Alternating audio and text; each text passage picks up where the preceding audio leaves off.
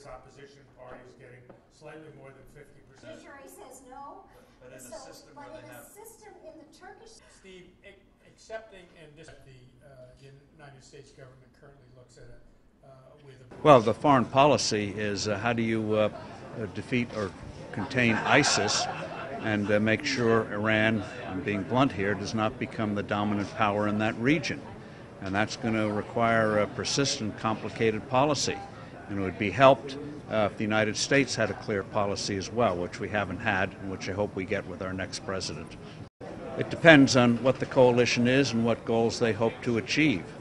And the fact that you had an open election today, I think, aids Turkey's prestige enormously. And so I think that bodes well for Turkey's future, regardless of the internal politics.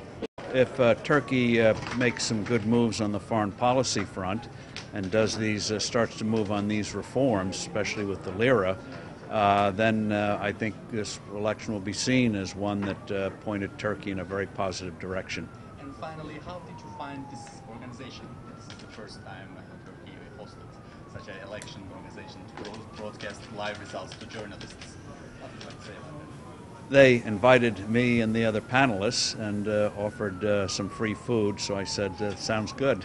But I think that what we've seen today is an extraordinary testament to Turkey's vibrancy as a democracy.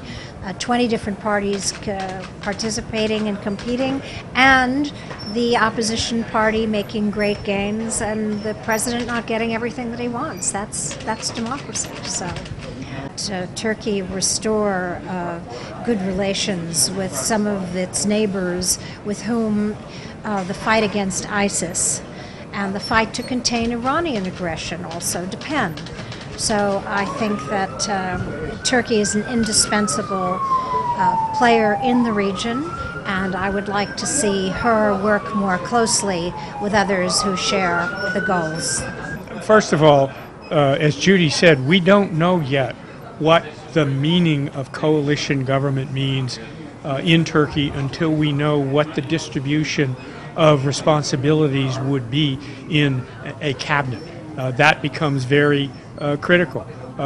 Who is going to be the prime minister? That may be obvious, the current prime minister, but who's going to be the foreign minister? That would make a difference if it is not someone from AKP. And so we just don't know how that's going to turn out when you get down to the detail. I would go back to Erdogan's first election and say that that election and this election represent the movement of democracy in Turkey over the longer term. Turkey has had a country that has had military coups in power when the military was dissatisfied with the way the government was working. We have now had, first of all, the shift to AKP coming to power in the first instance, and now we have had a shift that the full desires of the president were not realized in terms of the electoral results. That is truly, in my mind, a testament to a country that has internalized democracy moving forward over several elections, because it's not just one election.